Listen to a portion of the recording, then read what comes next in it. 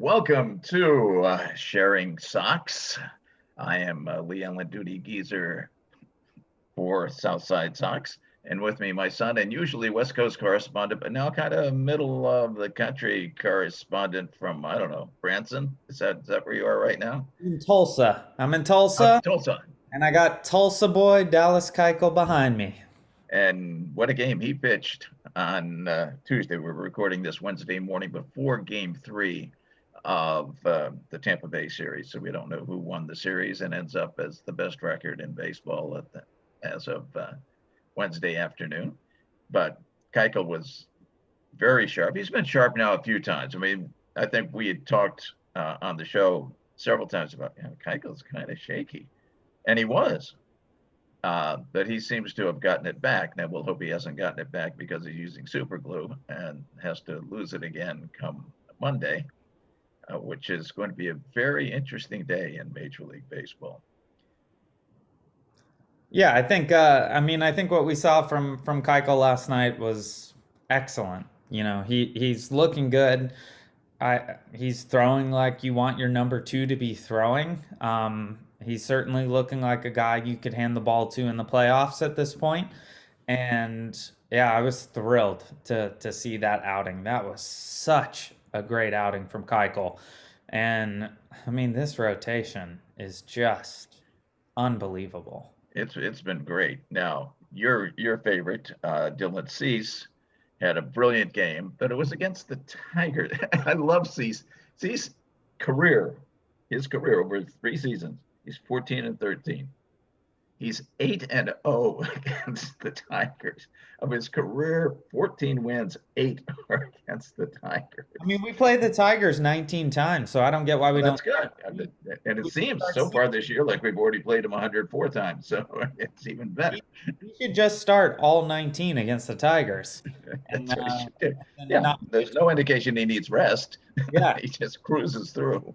19-0. That'd be a great season. He's looking at a Cy Young if he only pitches against Detroit. Although most people, Uh, but all of the starters have looked great. And then the big question now is keeping them healthy and hoping that they are not involved with a sticky substance problem so that something disappears on Monday. And it's interesting, some stats have already been done on how much change there has been since they announced they were going to look at it.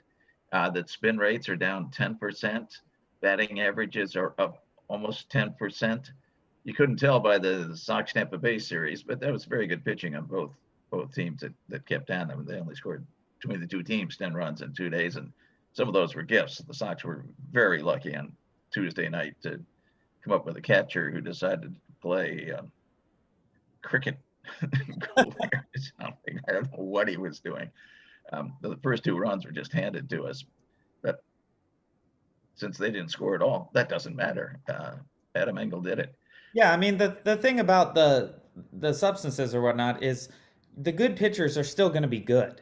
So it's not like taking away the super tack or whatever it's called is gonna make the good pitchers bad.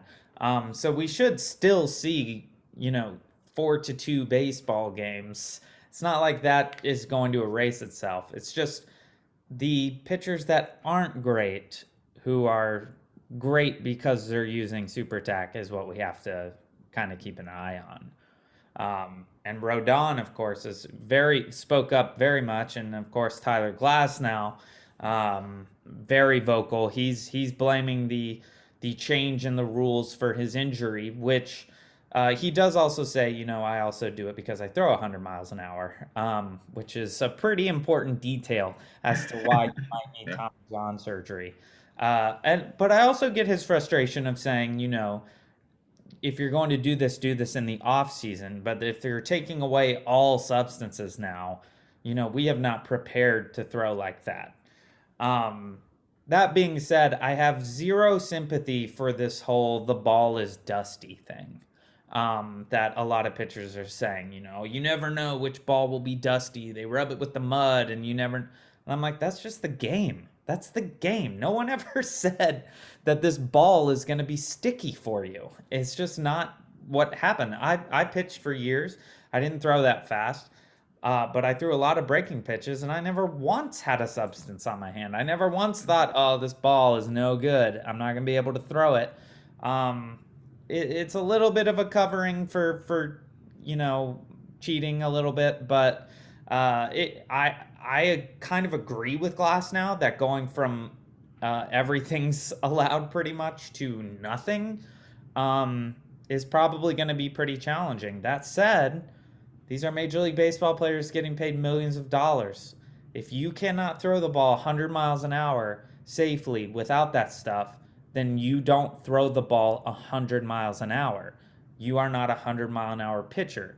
You're probably a 95-mile-an-hour pitcher, which is kind of what we are trying to get back to in Major League Baseball so that we don't have 17 strikeouts for one team in a game, which is just, it's happening all the time. Yeah, and it's not so much the 100 miles an hour. It's that everything is moving 3 times what it used to move. The ball Well, that used to break 3 inches is now breaking a foot. that That's it what, is three the times. speed though as well because we've got these guys who can throw 100 and now they're putting insane spin on a pitch that's 100 miles an hour. You can't hit that. It's just not possible to hit. We talked about this last week as Josh Donaldson said, that is performance enhancing. If you can throw a 100-mile-an-hour pitch that drops 3 feet off the plate, that's performance enhancing, and the hitters are they are at a disadvantage if you And are the doing. game is at a disadvantage. The Oh yeah. game becomes incredibly dull. While we're talking spin rate, quickly, I should mention promo for next week. We are not just going to be blathering as usual. Next week, we are going to have as our guest on this very show Dr. Alan Nathan, who is a professor emeritus of physics at the University of Illinois and one of the, if not the foremost expert in the world on baseball physics. And he's recently written a piece on spin rates. He's been a specialist on the baseball itself. He's written books. He just won the big award from Saber this year for contributions to baseball. Uh, Really looking forward to next week and Dr. Nathan. And just on our little exchange of emails I've had with him, seems like a nice guy, ready to go and chat. So that should be fascinating to have him on 2 days after that rule goes into effect. Oh, I mean, you can't have a smarter guy about this stuff. So No, I'm no way. really, really looking forward to the conversation with him. I mean, he's gonna definitely have many thoughts about this and many theories, and he tests a lot of theories revolving Yes. on how it moves. So yeah, that's gonna be a real treat. Let's talk for a second about Carlos Rodon calling out the commissioner uh, for not punishing the Astros, but offering up 10-day suspensions for if you use sticky tack. Rodon obviously upset about it. I too am upset about it, and I think, and I'm not upset with the punishments for the people who are using tack now, but it is insane that the Astros got away with everything essentially. And Yeah. now you're a pitcher Agreed. who has sunscreen on the ball. You're looking, or a team with a pitcher, because now I think I read correctly. If a pitcher goes out because of using that stuff, you can't replace them. Yeah, which I think is a good thing. It is. I think it's a very good thing because they didn't get in a fight, and I understand Manfred not wanting to fight with the union. So if a player gets suspended on this, he gets paid. Yeah. But the team gets, and we had talked last week. Said, well, the team's got to be punished somehow. We were talking about you forfeit the game, it's gone. Um, Which is this is a extreme. punishment. And It's true. We now have a 26-man roster instead of a 25, which was just 2 years ago. But every time you lose a player, a slot off that roster, it hurts the team. You're going to be down. Uh, you can't bring up presumably a starter from the minors that you want to put into the rotation. You're going to end up with a bullpen day that you didn't want. If it's a starter we're talking about, you'll be one down in the bullpen. Others, and at any rate, it's a punishment that hurts the whole team. So there's reason for it. The owners, the general manager, the coaches, and the teammates yeah. to try to keep the pitchers clean. Absolutely. I mean, it holds sort of everyone accountable. And that is what ours was extreme on forfeit the game immediately. But this is kind of an interesting, realistic punishment for it. As you said, going from 26 to 25 really shouldn't seem that dramatic because it was 25 for years and years and years. But that being said, people use bullpens a lot more now. Starters don't go as far into games. So when you lose either a starter or a reliever, it can be highly problematic. If you lose that bullpen guy and the next game your starter's getting beat up in the third, well, that is going to have an impact on the entire team. And we have a greater chance that your starter will be beaten up in the third because he can't put the stickum on the ball anymore to get the big spin rate, to get the big drop on his slider. So a lot of different things are going to happen in here, and it's going to be an interesting change in the game.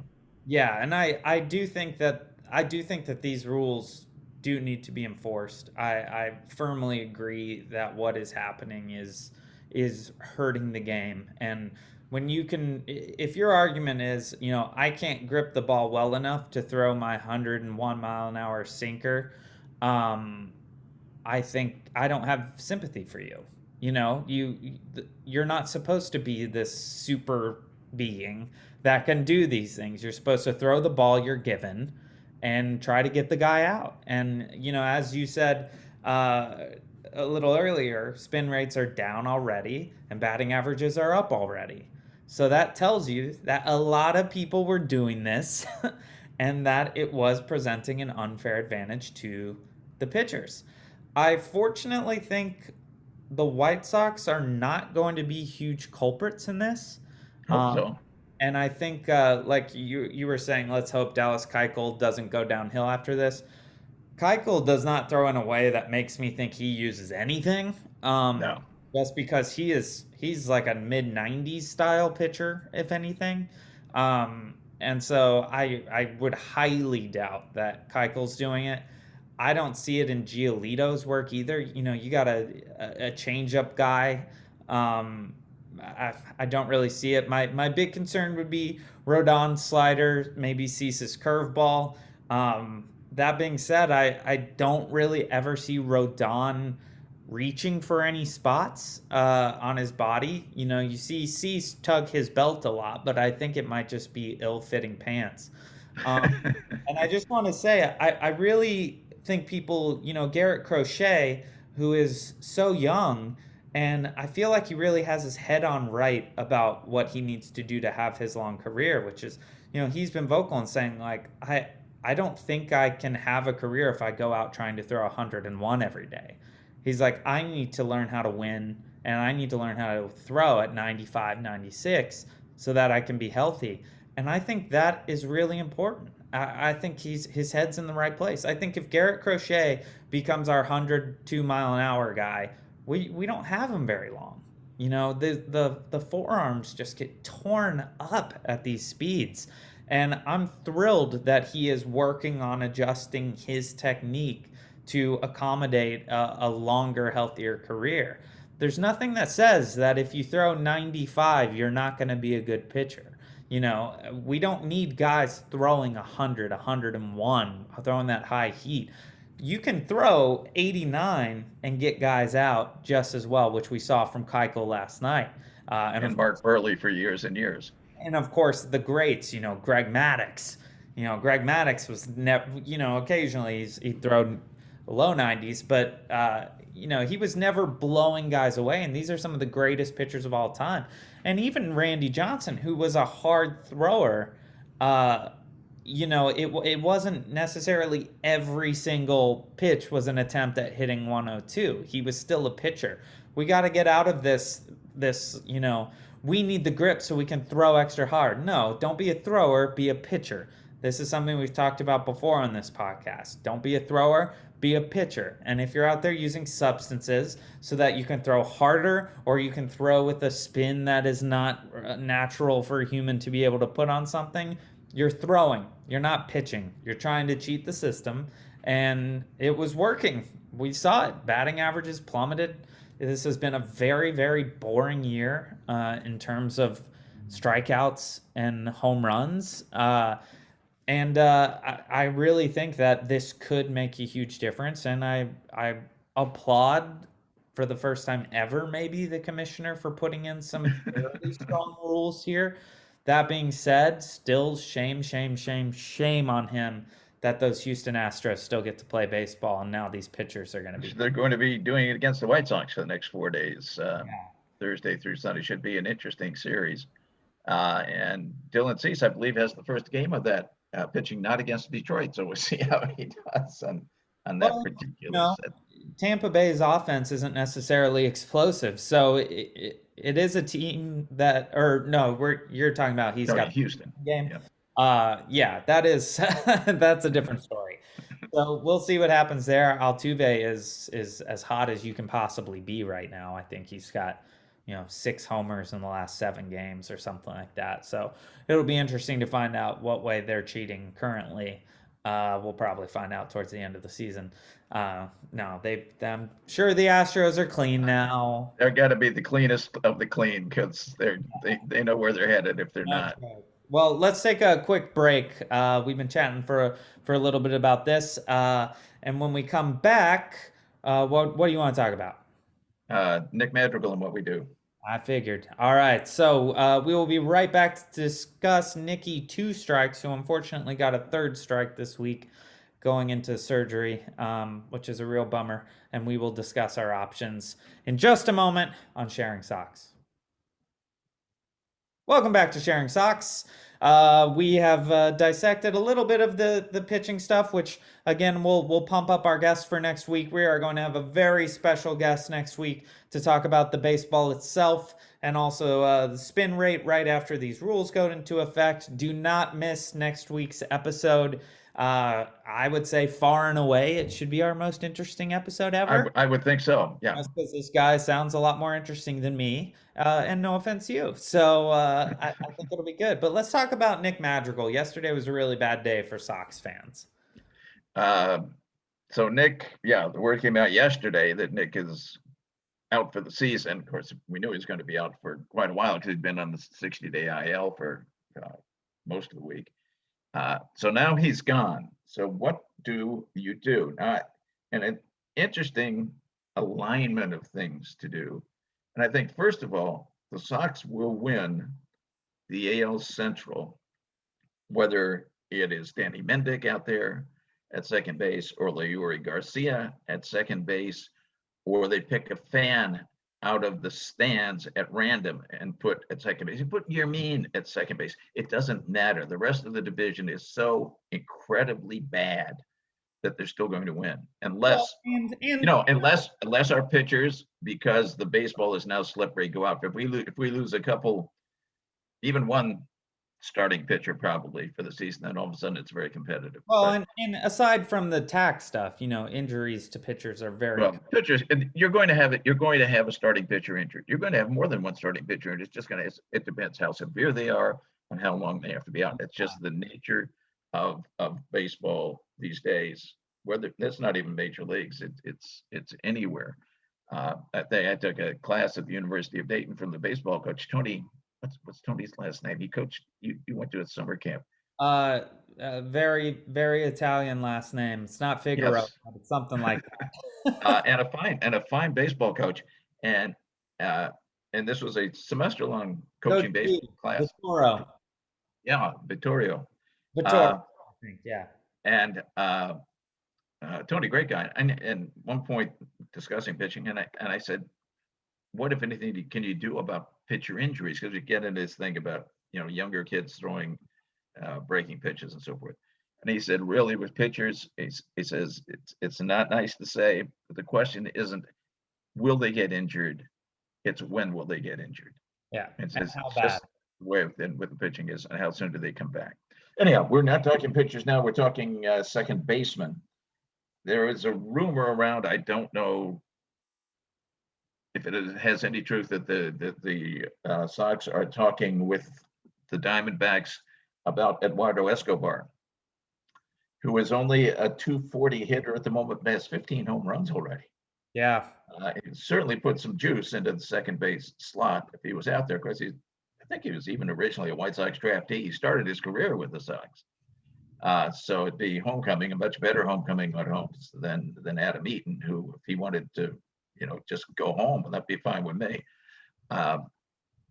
Escobar is, and of course, the people that the commenters on our site and other sites go, how about Adam Frazier? Well, yeah, it'd be nice.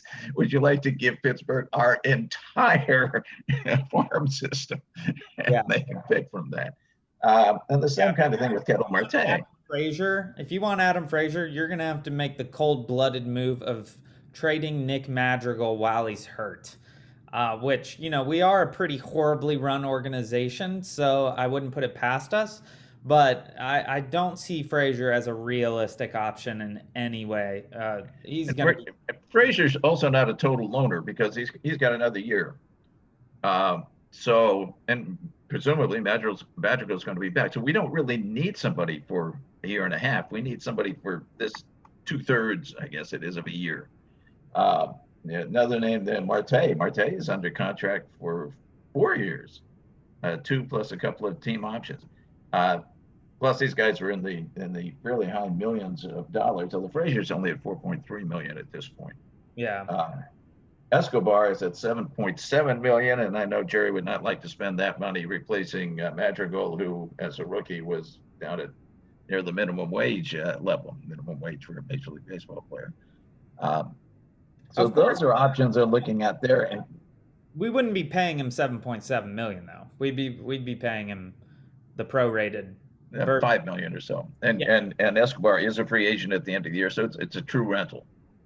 And the question is what you can get away with giving to Arizona in return.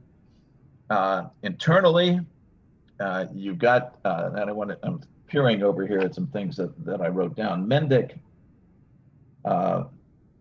is not a great hitter. He's hitting 229. This is before last night's game that I took all these notes.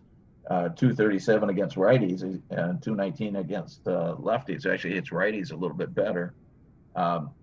Leigh, we know, hits righties better. 252 with a 641 ops versus 231 and just a 576 on base plus slugging. And an ops plus of just 72. So those are not hitting options. Either one can handle the position. Yeah. And I know we've thrown Mendick into the outfield some. Of course, Leigh can play just about anywhere. I don't know that we need that outfield option. I absolutely don't understand why Adam Engel was not in the game on Monday night instead of Andrew Vaughn, who cannot hit right-handed pitching. Vaughn is 188 with a 498 ops against right-handers. He can't hit them. No. He should not be playing against right-handers.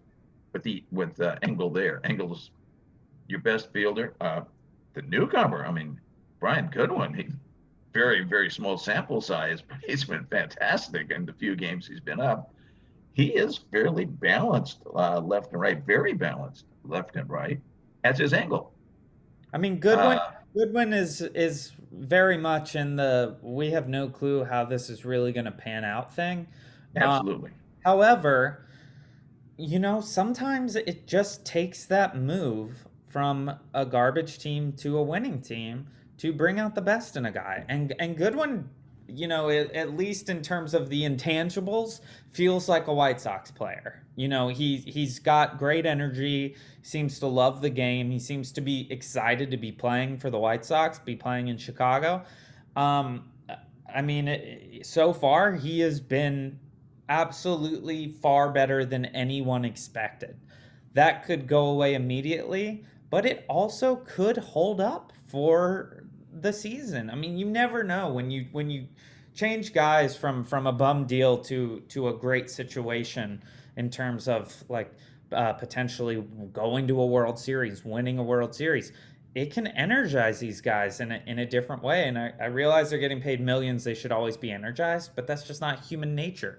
If you're playing for a team that should be in the minors, you're never going to feel that excited. And now he's on a truly good baseball team. So I don't expect it to completely fall off, but I also don't expect it to stay as good as it's been. No, I mean that's ridiculous. I know it's hitting 900 with the Sox or something, but yeah, no, they can't be. But I can see with right-handed pitching that you have Goodwin and Engel, and I guess Eaton. I wish Eaton wasn't even on the team. I just wish he wasn't there. And he's producing nothing. But against you can't leave him in the left-handers at all. But I'd say against left-handed pitching, Vaughn, Engel, Garcia, Mendick at second base. Against right-handed pitching, now you bring Goodwin in and Engel. And Garcia, I think, goes right. I mean, I just don't want to play Eaton, but I guess against right-handers, you can play Eaton for a little while longer. So we spent $9 million on this guy. Maybe he'll do something. That contract ended up being a little worse than we even predicted. I definitely expected that to be a really bad contract, but it's worse. It's worse. He is pathetic out there. And yes, occasionally he comes up with a big hit, but I'm not really interested in a guy who's gonna get a hit once every 12 at bats. It's not interesting to me, and he's not making up for it in the way that Grandal does by walking 83% of the time. So yeah, Eaton is such a big problem. I mean, I text a couple of our other Southside Soxers, Bill Mankey and Rob Coletti, almost every day that it's time to DFA Adam Eaton, which would, I think, mean the end of Adam Eaton's career. He would not accept that assignment, and he would throw a fit, and then he would be out of baseball. Yeah, and it is not the nature of the White Sox to absorb the rest of an $8-something million, it's a close to $9 million, I think, salary. They're not going to eat it. They're going to keep him out there for whatever pathetic reason they have. Speaking of people downhill, Yermín Mercedes looking extremely human, still hitting left-handers very well. The old White Sox thing to hit lefties very well. I think he's hitting him like 370 something, or was until not hitting Tuesday night. But right-handers, he's down to about 250, and it's looking normal. Was he a flash in the pan? Does he have to make an adjustment to adjustments the pitchers have made to him? I think the equally important to Mercedes himself is what the impact is on Jose. Because we're back to this thing with José Abreu, where he thinks he's got to do it. So if it comes to him, he's swinging at pretty darn near everything. Yeah. That's when he's not the superstar MVP. He was MVP last year because he had people like Luis Robert and Eloy Jiménez behind him. He didn't feel he needed to do it all. He doesn't feel he needs to do it all. He does it all. I think maybe Lewis is going to have to switch around and put Moncada behind Abreu again.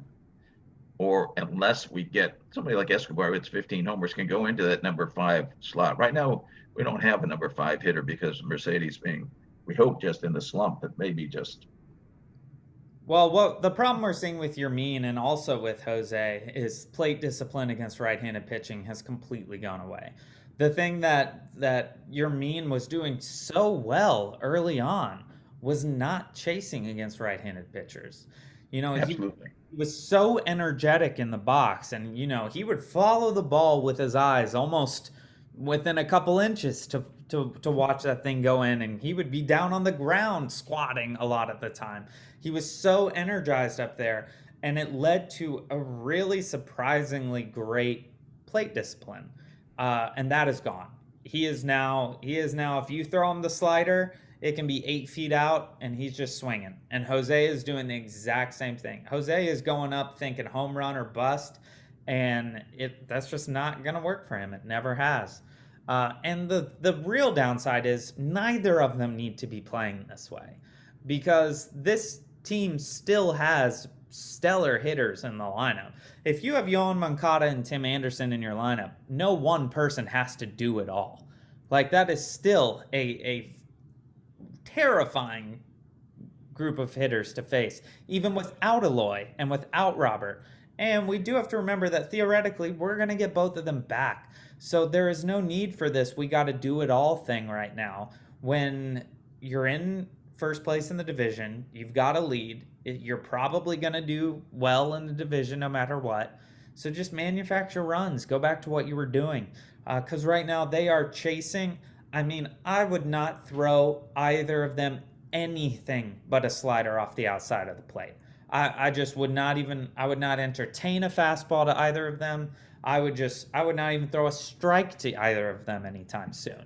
It's really nasty, the plate discipline that those two have done. And for Yermín, that will be his death sentence for his career. The reason Yermín was hitting 400 was he was not swinging at anything out of the zone early on. So then what happens when you don't swing at that? Well, they got to give you that fastball around the belt at some point.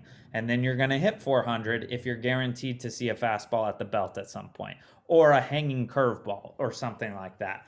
But right now, I mean, I would, if I was 3-0 somehow against Yermín, I would throw only sliders. It's really bad. And he went on that slump, and I think that this is all after effects of a slump for a guy who hasn't been in the show very long. He went on a slump, and his thought is, I got to go up there and I got to hit. I got to hit. I got to swing. I got to get back to the Yerminator.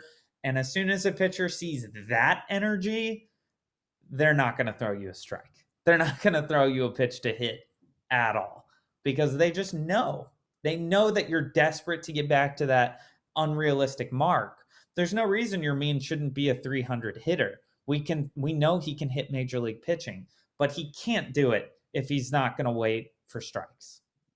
It was Steve Stone had said in the last couple games, has said that he thinks that what Yermín needs to do is to pretend there are two strikes when he goes to bat, because he had the deal. He has that big front foot lift. And then when he gets two strikes, he doesn't do that. It's almost without a step, maybe a tiny step that he takes, and becomes a very effective two-strike hitter. That while he's in the slump until he comes out, that he should just forget the big kick and everything, and just, because he's stronger than hell, he doesn't have to be swinging with his feet coming off the ground as he turns around and his hat falling off. He can hit it really hard. With just a nice even swing. He can hit it 400 feet on his two-strike swing. The guy is a tank.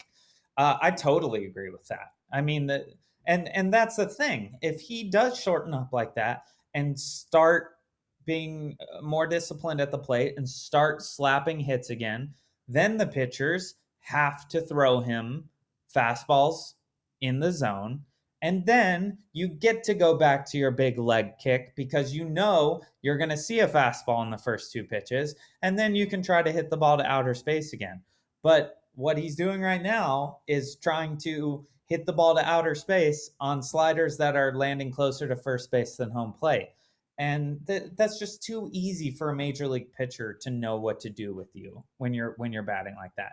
He needs to shorten it up. He's got to shorten it up if he wants any chance of breaking out of this slump.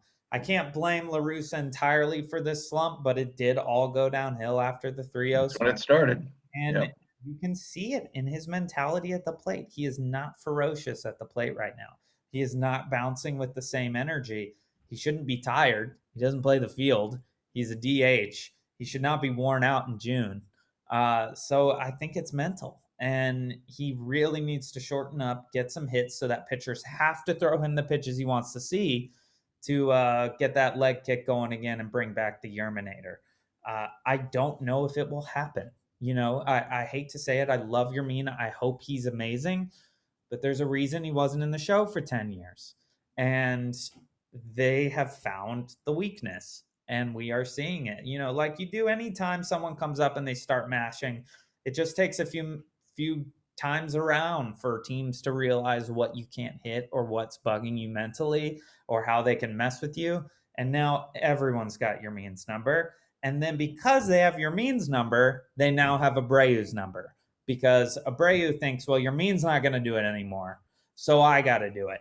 So now Abreu is swinging at pitches that are way outside of the zone. I think you're right that they're going to have to put Moncada behind him for that to change. Or have somebody else get hot. But I don't know who out of the current lineup, well, while many are perfectly good hitters, is the kind of hitter that Abreu would think, well, if I can just poke one to right field, somebody's going to drive me in. Right. And of course, we did fortunately get some, fairly good news about Eloy this past week Yes. that he is on track, and knock on wood, and sending Eloy all the good vibes. We want you back as soon as possible. Yermín was, I mean, you can't ask for more from the guy as someone who wasn't going to make this team, and then come in and give us a reason to all be super excited for the first month or two of baseball. But Eloy is still absolutely the superior hitter of the two of them. And you do not hesitate for a second when Eloy comes back to put him in that DH spot. And and I think he has to DH. Because of the injury, I think we do not see Eloy play the field in 2021. And I think that's a good thing. Yeah, well, for numerous reasons. For numerous reasons, Eloy is a bad fielder, but you could get away with it. But I think the main thing is you don't play him out there because he is going to go for the ball, and you can't risk him getting hurt again. I mean, it jeopardizes his career if you put him in the field this year. So I think there's just no way that you do it. And I think, fortunately, this is the one scenario where Eloy would understand why he's not playing. Right. You're not doing great damage to his ego this year. Right. But putting him in the DH slot. It's easy to say, look, we'll try to get you out there next year. But this year, we just can't do it because we need your bat. And you can't argue with that. And, he's going to be in the lineup as soon as he's cleared. There is no way he won't be. And then hopefully we get some good news about Luis Robert right now. It's just crazy, the people who aren't playing for the White Sox right now. The fact that we're in first place, I preach this a lot on Twitter. It's like, you guys, this is just kind of like an alternate spring training lineup that we're throwing out there every day. Once we get this at full force, which we won't get totally to full force because we did lose Madrigal for the whole year, but if we get Jiménez back, which it looks like we will, Robert, we still don't have a lot of word on, but let's hope for September for him. I mean, come on. If even three of our starters stay this hot when those guys come back. Well, but, we talk about the injuries that the Sox have had, and I think every team has had major injuries, some of them much worse than ours, even though ours are bad. On the hitting side, we have been very fortunate on the pitching side. We really haven't had, I think Lance missed one turn. We really have not had problems with injuries to pitchers, and those are inevitably going to come. Yeah, it's shocking to me on June 16th that we have not had to have serious conversations about pitchers. And just sending all the good vibes. I want these guys to stay healthy for so many reasons. Number one, for them, they're pitching so well. They deserve to get to play this season. They are the ones leading this team to the playoffs. And I really hope all five of them stay healthy this year, and make it all the way. And then I hope we get Kopech feeling 100% shortly as well. And, Crochet is looking very good. He gave up I'm sorry. I guess Kopech, I wasn't, since Michael was not in the rotation, I was thinking starting pitchers. But yeah, that's an important injury. But it doesn't look like he's going to be out for a severe length of time. No, it doesn't. And that's very fortunate because he is going to be a key piece for this team late in the season, especially as these five starters get tired. I mean, we're essentially going to have a very good number 2 or number 3 starting pitcher come back to this team and potentially be full speed around the time that our starters are going to start getting really tired.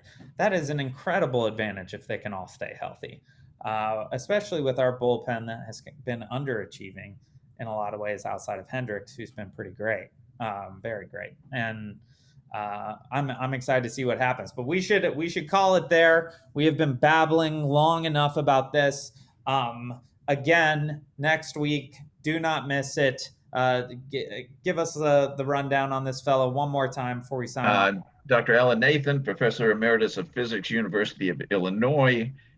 This year's winner of, I forget the name of the award, but Sabres Award for Contributions to Baseball. One of the, if not the world's greatest expert on the physics of the game of baseball, the baseball itself, and everything that goes along with it. Written books, written papers. I mean, it just this guy knows stuff, which we don't. For all of our listeners out there who like to talk about how stupid I am or how stupid you are, next week we're going to prove that you're right, and it's going to be a true delight to be outsmarted by our guest. I can't wait. It's just going to be so cool. But that's all we have for today. Thanks so much for listening, and we will see you next time on Sharing Socks.